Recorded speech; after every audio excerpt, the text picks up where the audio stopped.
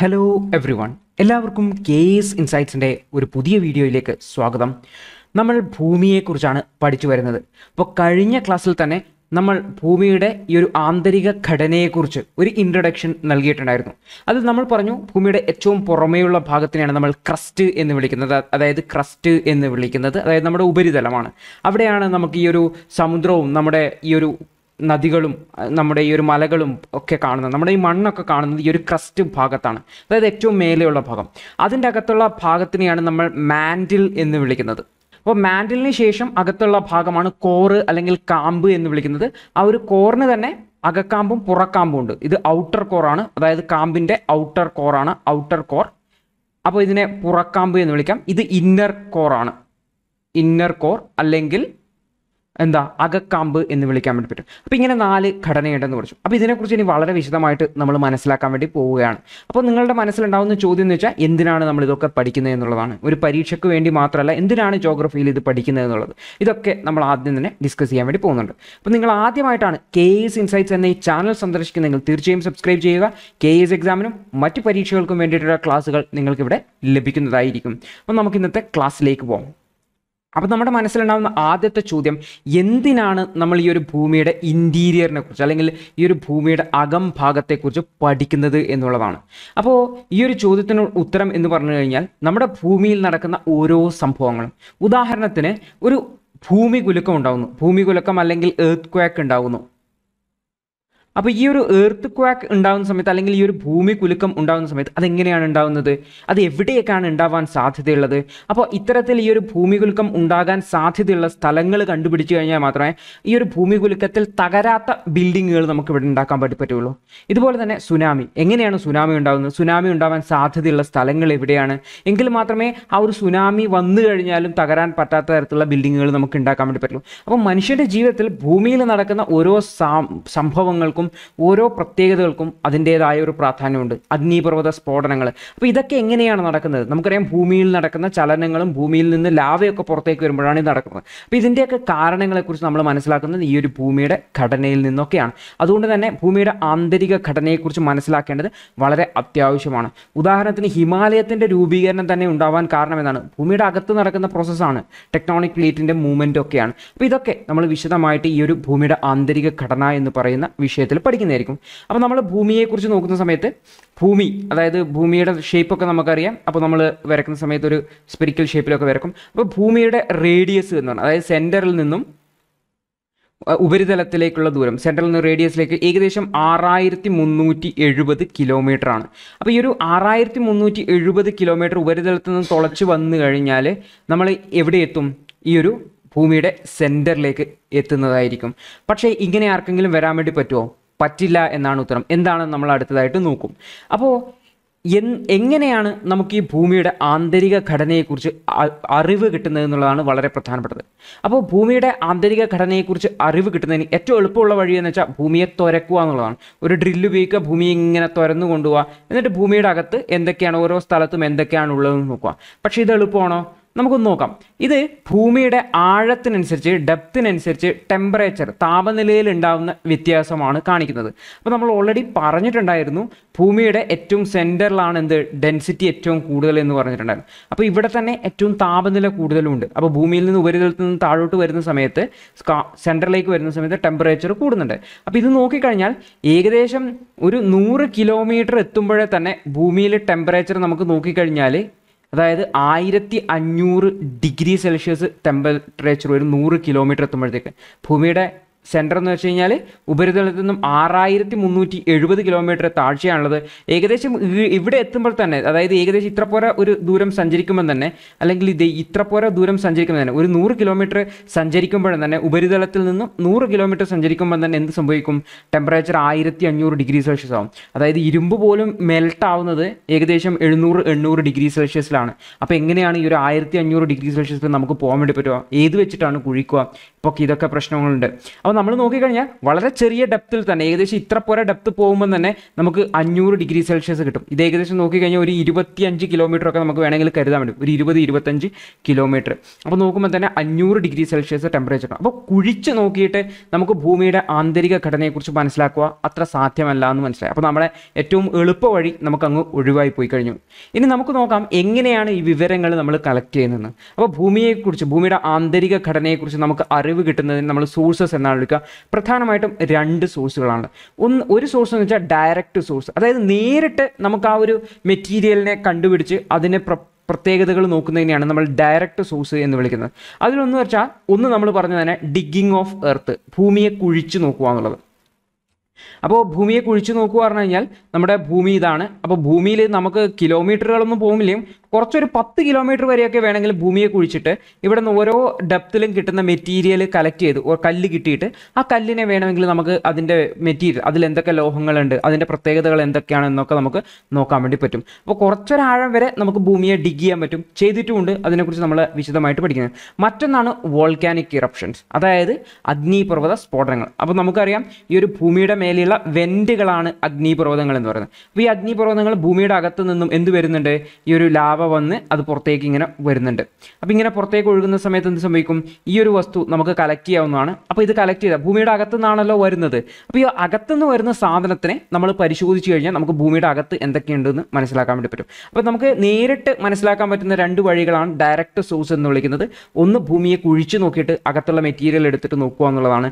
രണ്ടാമത്തത് volcanic eruptions ആണ്. അപ്പോൾ ഇത് കൂടാതെ ഇവയിൽ നിന്നൊക്കെ നമുക്ക് കിട്ടുന്ന വിവരങ്ങൾ എന്ന് പറഞ്ഞാൽ വളരെ പരിമിതമായ വിവരങ്ങളാണ്.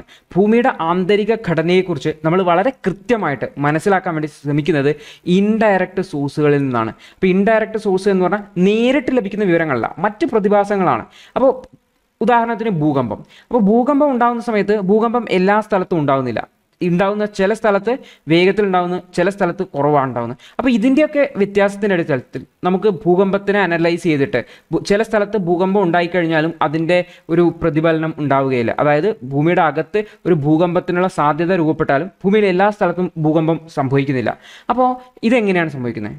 അപ്പോൾ അത് പിന്നെ മെറ്റീരിയൽസ്, അതായത് മെറ്റീരിയൽസ് എന്ന് വെച്ചാൽ നമ്മുടെ പുറത്തുനിന്ന് വരുന്ന ഉൽക്കകൾ പോലുള്ള സാധനങ്ങൾ. അപ്പോൾ ഇതൊക്കെ ഭൂമിയും ഈ ഒരു ഉൽക്കകളും ഈ ഒരു ഗ്രഹങ്ങളിലും എല്ലാം ഏകദേശം ഒരേ സംഭവത്തിൻ്റെ തുടർച്ചകളാണെന്ന് നമ്മൾ ഓൾറെഡി മനസ്സിലാക്കി കഴിഞ്ഞു, ഓരോ ഗ്രഹങ്ങളും രൂപപ്പെട്ടതിനെക്കുറിച്ച്. അപ്പോൾ അതിൻ്റെ അവശേഷിപ്പുകളാണ്. അപ്പോൾ അതിൽ നിന്ന് കിട്ടുന്ന സാമ്പിളുകളിൽ നിന്നൊക്കെ അവയുടെ പ്രോപ്പർട്ടീസും അവയിൽ ഉപയോഗിച്ചിരുന്ന മെറ്റീരിയലും ഒക്കെ നോക്കിയിട്ട് അതും ഭൂമിയുമായിട്ട് നമുക്ക് കമ്പയർ ചെയ്യാൻ വേണ്ടി പറ്റുന്നതാണ്. പിന്നെ ഒന്നാണ് ഗ്രാവിറ്റേഷൻ അല്ലെങ്കിൽ ഗുരുത്വാകർഷണം.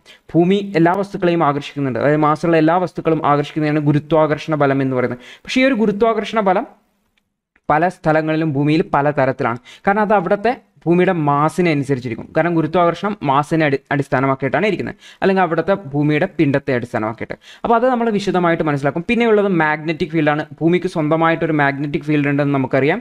അപ്പോൾ ഈ ഒരു മാഗ്നറ്റിക് ഫീൽഡിൻ്റെ വ്യത്യാസമുണ്ട്. ചില സ്ഥലത്ത് മാഗ്നറ്റിക് ഫീൽഡ് കൂടുതലുണ്ട്, ചില സ്ഥലത്ത് കുറവൊക്കെ ഉണ്ടാവും. അപ്പോൾ ഇത്തരത്തിൽ മാഗ്നറ്റിക് ഫീൽഡിൻ്റെ വ്യത്യാസമുണ്ട്. കാരണം മാഗ്നറ്റിക് പാർട്ടിക്കിൾ ഉണ്ടാകുമ്പോഴാണ് മാഗ്നറ്റിക് ഫീൽഡ് ഉണ്ടാകുന്നത്. അപ്പോൾ ഈ ഒരു മാഗ്നറ്റിക് ഫീൽഡിൻ്റെ വ്യത്യാസം നോക്കിയിട്ട് നമുക്ക് മനസ്സിലാക്കാൻ വേണ്ടി പറ്റും. അപ്പോൾ നമ്മൾ മനസ്സിലാക്കേണ്ടത് ഭൂമിയുടെ ആന്തരിക ഘടനയെക്കുറിച്ച് നമുക്ക് വിവരം ലഭിക്കുന്നത് ഡയറക്റ്റ് സോഴ്സിൽ നിന്നും ഇൻഡയറക്റ്റ് സോഴ്സിൽ നിന്നാണ്. ഡയറക്റ്റ് സോഴ്സ് എന്ന് പറഞ്ഞാൽ നേരിട്ട് വിവരം ലഭിക്കുന്നതാണ്. അതൊന്ന് ഭൂമി കുഴിച്ചു നോക്കുക എന്നുള്ളതാണ്. അടുത്തത് വോൾക്കാനിക് ഇറപ്ഷൻ വഴി അല്ലെങ്കിൽ അഗ്നിപർവ്വത സ്ഫോടനങ്ങൾ വഴി പുറത്തേക്ക് വരുന്ന സാധനങ്ങൾ കളക്ട് ചെയ്ത് അത് ലബോറട്ടറിയിൽ പരിശോധിച്ചിട്ടുണ്ട്. ഇൻഡയറക്റ്റ് സോഴ്സ് എന്ന് വെച്ചാൽ എർത്ത് ക്വേക്ക്, ഭൂകമ്പങ്ങൾ, മെറ്റീരിയൽസ്, ഗ്രാവിറ്റേഷൻ, ഗുരുത്വാകർഷണം, മാഗ്നറ്റിക് ഫീൽഡ് തുടങ്ങിയവയുടെ പഠനത്തിൽ നിന്നാണ്. അപ്പോൾ നമ്മളിത് ഓരോന്നായിട്ട് വിശദമായിട്ട് നോക്കാൻ വേണ്ടി പോകണം. ആദ്യം തന്നെ ഡയറക്റ്റ് സോഴ്സ് നോക്കാം. അപ്പോൾ ഡയറക്റ്റ് സോഴ്സിൽ ഞാൻ 2 സോഴ്സുകൾ പറഞ്ഞിട്ടുണ്ടായിരുന്നു. ഒന്നാമത്തെ എന്ന് പറഞ്ഞു കഴിഞ്ഞാൽ ഡിഗ്ഗിങ് ആണ്, ഭൂമി കുഴിച്ചു നോക്കുക എന്നുള്ളത്. അപ്പോൾ ഭൂമി കുഴിച്ചു നോക്കുന്നതിന് നമുക്കൊരു ലിമിറ്റേഷൻ ഉണ്ടെന്ന് പറഞ്ഞു, നമുക്ക് വളരെ ചെറിയ ആഴം വരെ കുഴിക്കാൻ വേണ്ടി പറ്റുള്ളൂ. അപ്പോൾ ഇതുവരെ നമ്മൾ ഈ കുഴിച്ചു നോക്കിയിട്ട് കണ്ടുപിടിക്കാൻ വേണ്ടി ശ്രമിച്ചതാണ് നമ്മൾ നോക്കാൻ വേണ്ടി പോകുന്നത്. അപ്പോൾ നമുക്ക് ഈ ഒരു വലതുവശത്തെ ചിത്രം നോക്കിക്കഴിഞ്ഞാൽ നിങ്ങൾക്ക് കാണാൻ വേണ്ടി ഒരു ഓഷ്യൻ, കടലിലാണ് ഇത് കുഴിക്കുന്നത്. അപ്പോൾ കടലിൽ കുഴിക്കുന്ന സമയത്ത് കടലിൻ്റെ ആഴം ഏകദേശം 4 കിലോമീറ്റർ ഉണ്ട്. അത് കഴിഞ്ഞിട്ട് അതിൻ്റെ ഭാഗത്ത് ഈ ഒരു എർത്തിൻ്റെ ക്രസ്റ്റ് ഭാഗം 6 കിലോമീറ്റർ ഉണ്ട്. അത് കഴിഞ്ഞ് 1 കിലോമീറ്റർ മാൻഡിലേക്ക് പോയി. ഇപ്പം മൊത്തത്തിലൊരു 11 കിലോമീറ്റർ കുഴിച്ചിട്ടുണ്ട്. നമുക്ക് ഈ ഒരു ചിത്രത്തിൽ കാണാൻ വേണ്ടി പറ്റും. അപ്പോൾ ഇത്തരത്തിൽ ഈ ഒരു 11 കിലോമീറ്റർ കുഴിച്ചിട്ട് മാൻഡിൽ നിന്നുള്ള സാമ്പിൾ കളക്ട് ചെയ്യും. എന്നിട്ട് ഈ കളക്ട് ചെയ്യുന്ന സാമ്പിളിൻ്റെ ലബോറട്ടറിയിൽ നമ്മൾ പരിശോധിക്കും. ഈ പരിശോധിച്ചിട്ട് അതിൻ്റെ അടിസ്ഥാനത്തിൽ ഈ ഒരു മാൻഡിൽ ഇവിടെയുള്ള മെറ്റീരിയൽ ഏതാണ്, ഏതൊക്കെ ലോഹങ്ങളാണുള്ളത്, എത്രയാണ് അതിൻ്റെ ടെമ്പറേച്ചർ, എത്രയാണ് അതിൻ്റെ ഡെൻസിറ്റി തുടങ്ങിയ കാര്യങ്ങളും ആ മെറ്റീരിയലിൻ്റെ പ്രോപ്പർട്ടിയെക്കുറിച്ചൊക്കെ നമ്മൾ മനസ്സിലാക്കും. ഓക്കെ, അപ്പോൾ ഇതാണ് ഡയറക്റ്റ് ഡിഗ്ഗിങ് എന്ന് പറയുന്നത്. അപ്പോൾ നോക്കിക്കഴിഞ്ഞാൽ ഈ ഒരു സൗത്ത് ആഫ്രിക്ക എന്ന ദക്ഷിണാഫ്രിക്ക എന്ന് പറഞ്ഞു കഴിഞ്ഞാൽ മൈനുകൾക്ക് പ്രശസ്തമാണ്. സ്വർണ്ണത്തിൻ്റെ മൈനുകളുണ്ട്. അപ്പോൾ സ്വർണ്ണത്തിൻ്റെ മൈനിൽ അവിടെ ഏകദേശം 4 കിലോമീറ്റർ ആഴം വരെയുള്ള മൈനുകൾ, 3-4 കിലോമീറ്റർ ആഴം വരെയുള്ള സൗത്ത് ആഫ്രിക്കയിൽ മൈനുകളുണ്ട്. അതായത് മൈനുകൾ എന്ന് വെച്ചാൽ ഖനികൾ. അപ്പോൾ സൗത്ത് ആഫ്രിക്കയിൽ, ദക്ഷിണാഫ്രിക്കയിൽ ഇത്തരത്തിലുള്ള മൈനുകളുണ്ട്. അവിടെ നിന്ന് ലഭിക്കുന്ന ഈ ഒരു 3-4 കിലോമീറ്റർ വരെയുള്ള ഡെപ്തിൽ ഭൂമിയുടെ പ്രത്യേകതകൾ, ആന്തരിക ഘടന നമുക്ക് ഈ ഒരു ഗോൾഡ് മൈനിൽ നിന്നൊക്കെ ലഭിക്കുന്ന മെറ്റീരിയൽ ഉപയോഗിച്ച് പരിശോധിക്കാൻ വേണ്ടി പറ്റും. പക്ഷേ അതിൻ്റെ താഴോട്ട് പോകുമ്പോൾ എന്ത് സംഭവിക്കും? വളരെ ചൂട് കൂടുതലാണ്. അപ്പോൾ ഈ ഒരു വളരെ ചൂട് കൂടുതലാണെന്നുള്ളത് നമുക്ക് ഈ ഒരു ഗ്രാഫിൽ നിന്നാണ് വളരെ വ്യക്തമായിട്ട് കാണാൻ വേണ്ടി പറ്റും. പക്ഷേ ഇത്തരത്തിൽ ആഴത്തിലേക്ക് മനുഷ്യന്മാർ പോകാതെ തന്നെ ഇത്തരത്തിലുള്ള ഡ്രില്ലിംഗ് മെത്തേഡുകൾ ഉപയോഗിച്ച് ചെയ്ത ഒരുപാട് പേരാണ്. അതിലൊന്നാണ് ഒന്ന് ഡീപ്പ് ഓഷ്യൻ ഡ്രില്ലിംഗ് പ്രൊജക്റ്റ് എന്ന് പറയുന്നത്. സയൻറ്റിഫിക് എക്സ്പെഡിഷൻസ് ആണ്, അതായത് സയൻസ് എക്സ്പെരിമെൻറ്റ്സ് ചെയ്യുന്നതാണ് ഡീപ്പ് ഓഷ്യൻ ഡ്രില്ലിംഗ് പ്രൊജക്റ്റ്. അത് ഇതാണ്, കടലിൻ്റെ മുകളിൽ പോവുക, എന്നിട്ട് കടലിൽ നിന്ന് ഒരു ഡ്രില്ല് താഴോട്ട് ഇറക്കിയിട്ട് ഈ ഡ്രില്ല് വെച്ചിട്ട് ആഴത്ത് നിന്ന്. പിന്നെ ഇൻ്റഗ്രേറ്റഡ് ഓഷ്യൻ ഡ്രില്ലിംഗ് പ്രൊജക്റ്റ് എന്ന് പറഞ്ഞാൽ, അപ്പോൾ ഇത്തരത്തിലുള്ള ഈ ഒരു കടലിൽ കുഴിക്കുന്ന പരിപാടികൾ ഓൾറെഡി നടക്കുന്നുണ്ട്. അവിടെ നിന്ന് കളക്ട് ചെയ്യുന്ന സാമ്പിൾ പരിശോധിച്ചിട്ട് എന്താക്കും? അതിൽ നിന്ന് മെറ്റീരിയലിൻ്റെ പ്രോപ്പർട്ടി നോക്കും. അപ്പോൾ നോക്കിക്കഴിഞ്ഞാൽ ഏറ്റവും ഡീപ്പസ്റ്റ് ഡ്രില്ല് എന്ന് പറഞ്ഞാൽ ഏറ്റവും ആഴത്തിൽ ഡ്രില്ല് ചെയ്തിരിക്കുന്നത് വെച്ചാൽ, അതായത് ആർട്ടിക് ഓഷ്യൻ എന്ന് വെച്ച് കഴിഞ്ഞാൽ മുകളിൽ ഉത്തരാർദ്ധഗോളത്തിൽ ഏറ്റവും മുകളിൽ 60 ഡിഗ്രി നോർത്തിന് മുകളിലാണ് നമ്മുടെ ആർട്ടിക് ഓഷ്യൻ. അതായത് നമ്മുടെ ഭൂമിയാണെങ്കിൽ നമുക്കറിയാം ഇവിടെ ഭൂമധ്യരേഖയുണ്ട്, 23.5 ഡിഗ്രി ഉണ്ട്, 66 ഡിഗ്രി ഉണ്ട്, 66 ഡിഗ്രി ഉണ്ട്. അപ്പോൾ ഇതിൻ്റെ മുകളിലായിട്ട് വരുന്ന ഇവിടെ ആർട്ടിക് പ്രദേശമാണ്. അപ്പോൾ ഈ ആർട്ടിക് പ്രദേശത്തിൻ്റെ അടുത്ത് വരുന്ന ഓഷ്യനാണ് ആർട്ടിക് ഓഷ്യൻ എന്ന് വിളിക്കുന്നത്. അപ്പോൾ ഈ ഒരു ആർട്ടിക് ഓഷ്യനിൽ കോള എന്ന് പറയുന്ന സ്ഥലത്ത് വെച്ചിട്ടാണ് ഡ്രില്ല് ചെയ്തിരിക്കുന്നത്. അത് 12 കിലോമീറ്ററാണ് ഡ്രില്ല് ചെയ്തിരിക്കുന്നത്. അപ്പോൾ ഈ ഒരു 12 കിലോമീറ്റർ മാത്രമേ നമുക്ക് പോകാൻ വേണ്ടി പറ്റുള്ളൂ. ഭൂമിയുടെ ആരം എന്ന് പറയുന്നത് കഴിഞ്ഞാൽ എത്ര 6000 അധികം കിലോമീറ്ററുകളധികമാണ്. അതിൽ 12 കിലോമീറ്റർ മാത്രമേ നമുക്ക് ഡ്രില്ല് ചെയ്തിട്ട് കണ്ടുപിടിക്കാൻ വേണ്ടി പറ്റൂ. അപ്പോൾ ഡ്രില്ല് ചെയ്തിട്ട് നമ്മൾ ചെയ്തതിൻ്റെ ലിമിറ്റേഷൻ നിങ്ങൾക്ക് ഓൾറെഡി മനസ്സിലായിട്ടുണ്ടാവും എന്ന് വിചാരിക്കുന്നു. അപ്പോൾ ഡ്രില്ല് ചെയ്തിട്ട് നമുക്ക് എത്രമാത്രം മനസ്സിലാക്കാൻ പറ്റുന്നു. ഇനി നമ്മൾ അടുത്ത് നോക്കാൻ വേണ്ടി പോകുന്നത് വെച്ചാൽ അടുത്തൊരു ഡയറക്റ്റ് സോഴ്സ് എന്ന് വെച്ചാൽ വോൾക്കാനിക് ഇറപ്ഷൻസ് ആണ്. വോൾക്കാനിക് ഇറപ്ഷൻ എന്ന് വെച്ചാൽ അഗ്നിപർവ്വത സ്ഫോടനങ്ങൾ. അപ്പോൾ നമ്മൾ നോക്കിക്കഴിഞ്ഞാൽ ഇതാണ് നമ്മുടെ അഗ്നിപർവ്വതം എന്ന് പറയുന്നത്. അഗ്നിപർവ്വതം എന്ന് വെച്ചാൽ സാധാരണ ഒരു കുന്നുപോലെ അല്ലെങ്കിൽ ഒരു പർവ്വതം പോലെ ഉണ്ടാവും. അതിൻ്റെ അകത്ത് എന്തുണ്ടാവും? ഇതിനൊരു ഓപ്പണിംഗ് ഉണ്ടാവും. ഈ ഒരു ഓപ്പണിംഗ് വെൻറ്റ് വഴി ഈ ഒരു പൈപ്പ് വഴി അകത്തു നിന്നുള്ള മാഗ്മ പുറത്തേക്ക് തെറിക്കുന്നതാണ്. അപ്പോൾ ഈ പുറത്തേക്ക് വരുന്നത് ഇങ്ങനെ ഒഴുകി ഒഴിച്ച് വന്നിട്ട് അത് എന്ത് ചെയ്യും? ആൾക്കാർ കളക്ട് ചെയ്യും. അത് ഈ പാത്രത്തിലേക്ക് നിറച്ചിട്ട് അതിന് ലബോറട്ടറിയിൽ കൊണ്ടുപോയിട്ട് എന്ത് സംഭവിക്കും? ലബോറട്ടറിയിൽ അനാലിസിസ് ചെയ്യും. അപ്പോൾ ഈ ലബോറട്ടറിയിൽ അനാലിസിസ് ചെയ്തിട്ട് ഈ മാഗ്മയിൽ എന്തൊക്കെ ലോഹങ്ങളുണ്ട്, എന്തൊക്കെയാണ് അതിൻ്റെ പ്രത്യേകത, എത്രയാണ് അതിൻ്റെ ഡെൻസിറ്റി, സാന്ദ്രത തുടങ്ങിയ കാര്യങ്ങളൊക്കെ മനസ്സിലാക്കാം. അപ്പോൾ ഇത്തരത്തിൽ ഈ ഒരു ഭൂമിയുടെ ആന്തരിക ഘടനയെക്കുറിച്ച്, അപ്പോൾ ആ ഒരു മാഗ്മ വരുന്ന സ്ഥലത്തിൻ്റെ പ്രത്യേകതകൾ മനസ്സിലാക്കാം. പക്ഷേ ഇതിലൊരു കുഴപ്പമുണ്ട്. നമുക്ക് ഈ ഒരു മാഗ്മ ഭൂമിയുടെ ഏത് ആഴത്തു നിന്നാണ് വരുന്നതെന്ന് അറിയത്തില്ല. ഭൂമിയുടെ അകത്ത് നിന്നാണ് ആ ഒരു സ്ഥലത്ത് ഈ ഒരു മെറ്റൽ, ഈ ഒരു പ്രോപ്പർട്ടി ഉള്ള മാഗ്മ ഉണ്ട് എന്ന് മാത്രമേ നമുക്ക് മനസ്സിലാക്കാൻ വേണ്ടി പറ്റുള്ളൂ. പക്ഷെ അത് ഏത് ആഴത്തിൽ നിന്നാണെന്ന് നമുക്ക് ഇതിൽ മനസ്സിലാക്കാൻ വേണ്ടിയില്ല. അതായത് ഏത് ഡെപ്ത് എന്ന് നമുക്ക് മനസ്സിലാക്കാൻ വേണ്ടി പറ്റില്ല. കാരണം അത് പുറത്ത് വന്നതിന് ശേഷമാണ് നമ്മൾ എന്താകുന്നത് കളക്ട് ചെയ്തിട്ട് ടെസ്റ്റ് ചെയ്യാൻ വേണ്ടി പോകുന്നത്. മറിച്ച് ഭൂമി കുഴിക്കുന്ന സമയത്താണെങ്കിൽ നമുക്ക് ഓരോ ആഴത്തിൽ നിന്നും കളക്ട് ചെയ്യുന്നതാണെന്ന് നമുക്ക് കൃത്യമായിട്ടുള്ള രേഖയുണ്ട്. ഓക്കെ, അപ്പോൾ ഇത് രണ്ടുമാണ് ഡയറക്റ്റ് സോഴ്സുകൾ. അപ്പോൾ ചോദിക്കാൻ സാധ്യതയുണ്ട്, അതായത് ഭൂമിയുടെ ആന്തരിക ഘടന പഠിക്കുന്നതിനെ സംബന്ധിച്ച് താഴെ പറയുന്നതിൽ ഡയറക്റ്റ് സോഴ്സ് ഏതൊക്കെയാണ്? ഒന്ന് ഡിഗ്ഗിങ് ഓഫ് എർത്ത് ആണ്, രണ്ടാമത് വോൾക്കാനിക് ഇറപ്ഷൻ ആണ്. അപ്പോൾ ഗ്രാവിറ്റേഷൻ എന്ന് പറഞ്ഞാൽ ഇൻഡയറക്റ്റ് സോഴ്സ് ആണ്, മാഗ്നറ്റിക് ഫീൽഡ് ഇൻഡയറക്റ്റ് സോഴ്സ് ആണ്, എർത്ത് ക്വാക്ക് എന്ന് പറഞ്ഞാൽ ഇൻഡയറക്റ്റ് സോഴ്സ് ആണ്. ഓർത്ത് വെക്കുക. ഇനി നമ്മൾ ഇൻഡയറക്റ്റ് സോഴ്സുകളെ കുറിച്ചാണ് പഠിക്കാൻ വേണ്ടി പോകുന്നത്. അതായത് നേരിട്ടല്ലാതെ നമ്മൾ നേടുന്നത്. അപ്പോൾ ഇൻഡയറക്റ്റ് സോഴ്സിൽ ഒന്ന് പറഞ്ഞാൽ മെറ്റീരിയൽസ് ആണ്. അപ്പോൾ ഈ ഒരു മെറ്റീരിയൽസ് എന്ന് പറഞ്ഞു കഴിഞ്ഞാൽ നമ്മുടെ ഭൂമിയിലേക്ക് പല പ്രാവശ്യങ്ങളിലായിട്ട് എത്തുന്നതാണ്. നമുക്ക് ഈ ഒരു ഉൽക്ക എന്നൊക്കെ പറയുന്ന പോലത്തെ സാധനങ്ങൾ. അപ്പോൾ ഈ ഒരു സാധനം എങ്ങനെയാണ് നമ്മൾ ഇത് പഠിക്കുന്നതെന്ന് വെച്ച് കഴിഞ്ഞാൽ ഇതിൻ്റെ സ്ട്രക്ചറും, അതായത് ഈ ഒരു സാധനവും നമ്മുടെ ഭൂമിയും എല്ലാം ഈ ഒരു ബിഗ് ബാങ്ങിന് ശേഷം ഭൂമിയിൽ, അതായത് പ്രപഞ്ചത്തിൽ ഉണ്ടായതാണ്. അപ്പോൾ ഇതെല്ലാം ഉണ്ടായത് ഒരേ രീതിയിലാണ് എന്നുള്ള ഒരു അസംഷൻ, അതിൻ്റെ അടിസ്ഥാനത്തിലാണ് നമ്മൾ വിചാരിക്കുന്നത് ഇത്തരത്തിലുള്ള ഈ ഒരു മെറ്റീരിയലിൽ നിന്ന് കിട്ടുന്ന പാർട്ടിക്കിൾസും എല്ലാം എന്താണ് ഭൂമിയുടേതുപോലെ തന്നെ പ്രോപ്പർട്ടി ആയിരിക്കുമെന്ന്. അപ്പോൾ ഈ ഒരു മെറ്റീരിയൽസിന് നമുക്ക് കിട്ടുന്ന വിവരങ്ങൾ നമ്മൾ എന്താക്കും? അത് ഭൂമിയുടെ ആന്തരിക ഘടനയുമായിട്ട് കമ്പയർ ചെയ്ത് നോക്കാൻ വേണ്ടി പറ്റും. അപ്പോൾ ഇത്തരത്തിലാണ് നമ്മൾ മെറ്റീരിയൽസ് നിന്നൊക്കെ ലഭിക്കുന്ന സാമ്പിൾ വെച്ചിട്ട് ഭൂമിയുടെ ഘടന പഠിക്കുന്നത്. അടുത്തത് വെച്ചാൽ ഗ്രാവിറ്റേഷണൽ ഫോഴ്സ് ആണ്, അല്ലെങ്കിൽ ഗുരുത്വാകർഷണ ബലമാണ്. അപ്പോൾ എന്താണ് ഈ ഒരു ഗുരുത്വാകർഷണ ബലം എന്ന് പറഞ്ഞു കഴിഞ്ഞാൽ, അതായത് നമ്മൾ ഭൂമിയല്ല, ഏത് ഗ്രഹമായിക്കോട്ടെ, ഏത് ഗോളമായിക്കോട്ടെ, അതായത് നമ്മൾ ഈ ഭൂമിയുടെ മുകളിൽ നമ്മൾ നിൽക്കുന്ന സമയത്ത് നമ്മളെ എന്താക്കുന്നുണ്ട്, ഭൂമി ആകർഷിക്കുന്നുണ്ട്, സെൻറ്ററിലേക്ക് ആകർഷിക്കുന്നുണ്ട്. ഇതിനെയാണ് ഗുരുത്വാകർഷണ ബലം എന്ന് വിളിക്കുന്നത്. അപ്പോൾ ഭൂമിയുടെ എല്ലാ സ്ഥലത്തും ഈ ഒരു ഗുരുത്വാകർഷണമുണ്ട്. അതുകൊണ്ടാണ് നമ്മൾ ഭൂമിയുടെ മുകളിൽ നിൽക്കുന്നത്, നമ്മുടെ മരങ്ങളും ചെടികളും എല്ലാം ഭൂമിയുടെ മുകളിൽ നിൽക്കുന്നത്. അപ്പോൾ ഇതൊക്കെ ഗുരുത്വാകർഷണം കാരണം ഭൂമി പിടിച്ചു നിർത്തുന്നതാണ്. പക്ഷേ ഈ ഒരു ഗുരുത്വാകർഷണം ഭൂമിയുടെ എല്ലാ ഭാഗത്തും ഒരുപോലെയല്ല. അപ്പോൾ നമ്മൾ ഓൾറെഡി പഠിച്ചിട്ടുണ്ടായിരുന്നു, ഭൂമിയുടെ ഷേപ്പ് എന്ന് പറഞ്ഞാൽ കുറച്ച് ഈ ഒരു ഷേപ്പാണ്. അതായത് ഈ ഒരു പോള് ഭാഗത്ത് അല്ലെങ്കിൽ ധ്രുവങ്ങളിൽ കുറച്ച് പതിഞ്ഞിട്ടും ഇവിടെ ഇക്വേറ്റർ ഭാഗത്ത് അല്ലെങ്കിൽ ഈ ഒരു ഭൂമധ്യരേഖ പ്രദേശത്ത് കുറച്ചൊന്ന് ബൾജ് ചെയ്തിട്ടാണുള്ളത്. അപ്പോൾ ഈ ഒരു ദൂരം കൂടുന്ന സമയത്ത് ഗുരുത്വാകർഷണം കുറയും. അപ്പോൾ എവിടെയായിരിക്കും കൂടുതൽ ഗുരുത്വാകർഷണം ഉണ്ടാവുക? അത് പോളിലായിരിക്കും. അപ്പോൾ ഗുരുത്വാകർഷണ ത്വരണം എന്ന് പറഞ്ഞു കഴിഞ്ഞാൽ അത് ഏകദേശം 9.83 ആണ് എവിടെ വരിക? പോളിൽ വരിക. മറിച്ച് ഈ ഒരു ഇക്വേറ്റർ ആവുന്ന സമയത്ത് ബൾജ് ചെയ്തുകൊണ്ട് ഇത് ദൂരം കൂടുതലാണ്. അപ്പോൾ ഈ ദൂരം കൂടുതലായതുകൊണ്ട് ഇവിടെ കുറച്ച് കുറവായിരിക്കും, 9.78 ഒക്കെയാണ്. അപ്പോൾ ഭൂമിയുടെ ഓരോ സ്ഥലത്ത് നോക്കിക്കഴിഞ്ഞാൽ എന്താണ്, ഇവിടെ നോക്കിക്കഴിഞ്ഞാൽ 9.81 ഒക്കെ ഉള്ളൂ. ഓക്കെ. അപ്പോൾ ഈ ഒരു ഗുരുത്വാകർഷണം ഓരോ സ്ഥലത്തും വ്യത്യാസം വരുന്നുണ്ട്.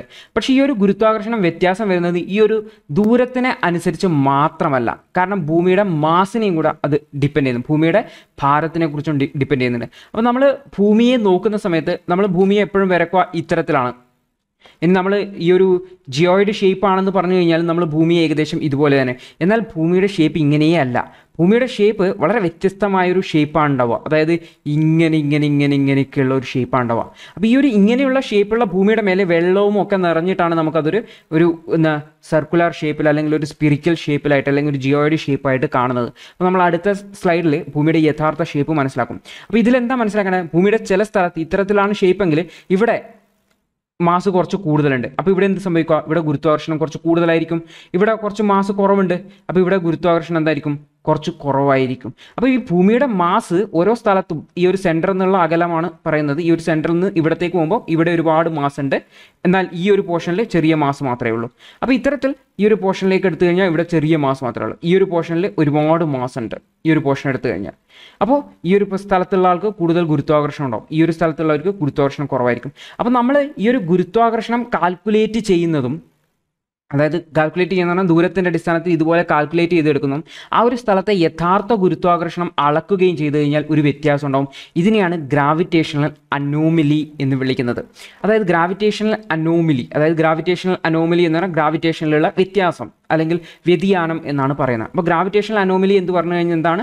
അതായത് ഒരു സ്ഥലത്തെ ഭൂമിയിലെ ഒരു സ്ഥലത്തുള്ള ഗുരുത്വാകർഷണത്തിൻ്റെ വാല്യൂം കാൽക്കുലേറ്റ് ചെയ്യുന്ന വാല്യൂം അവിടുത്തെ യഥാർത്ഥ ഗുരുത്വാകർഷണത്തിൻ്റെ വാല്യൂം തമ്മിലുള്ള വ്യത്യാസത്തിനാണ് ഗ്രാവിറ്റേഷണൽ അനോമലി. ഈ ഒരു വ്യത്യാസം ഉണ്ടാകുമ്പോഴാണ് അതിനെ ഗ്രാവിറ്റേഷണൽ അനോമലി എന്ന് വിളിക്കുന്നത്. അപ്പോൾ ഇത്തരത്തിലൊരു ഗ്രാവിറ്റേഷണൽ അനോമലിക്ക് കാരണം എന്ന് വെച്ച് കഴിഞ്ഞാൽ ഭൂമിയുടെ മാസിൻ്റെ ഡിസ്ട്രിബ്യൂഷൻ എല്ലാ സ്ഥലത്തും ഒരുപോലെ അല്ല എന്നുള്ളതുകൊണ്ടാണ്. അപ്പോൾ ഈ ഒരു ചിത്രം നോക്കിയേ, ഇതാണ് ഭൂമിയുടെ ഏകദേശം യഥാർത്ഥ രൂപം എന്നുള്ള രീതിയിൽ നാസ തയ്യാറാക്കിയിട്ട് നൽകിയിട്ടുള്ള ചിത്രം. അപ്പോൾ ഇതിൽ നമ്മുടെ വൻകരകളൊക്കെ കാണിച്ചിട്ടുണ്ട്. നമുക്ക് ഇത് ആഫ്രിക്കയാണെന്ന് ഇത് കാണാൻ വേണ്ടി പറ്റും, ഇന്ത്യയെ നമുക്കിവിടെ കാണാൻ വേണ്ടി പറ്റും, ഇത് ശ്രീലങ്ക.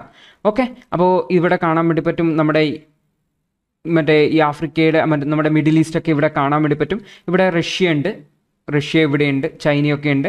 അപ്പോൾ ഇവിടെയൊക്കെയാണ് നമ്മുടെ സൗത്ത് ഈസ്റ്റൊക്കെ വരുന്നത്. അപ്പോൾ ഇതൊക്കെ നോക്കിക്കഴിഞ്ഞാൽ ഇവിടെ ഓസ്ട്രേലിയ ഉണ്ട്. ഓക്കെ. നോക്കിക്കഴിഞ്ഞാൽ ഭൂമിയുടെ ഷേപ്പ് നോക്കിക്കഴിഞ്ഞാൽ ഈ ഒരു ഷേപ്പാണോ ഉള്ളത്? അല്ല, ഭൂമിയുടെ ഷേപ്പ് വളരെ വ്യത്യസ്തമാണ്. അപ്പോൾ ഭൂമിയുടെ സെൻറ്റർ ഏകദേശം ഇവിടെയായിട്ട് എടുത്തു കഴിഞ്ഞാൽ ഈ ഒരു ഭാഗത്തേക്ക് നോക്കുന്ന സമയത്ത് ഇവിടെ ഒരുപാട് മാസ് കൂടുതലാണ് ഈ ഒരു ഭാഗത്ത്. അപ്പോൾ ഇവിടെ എന്തായിരിക്കും?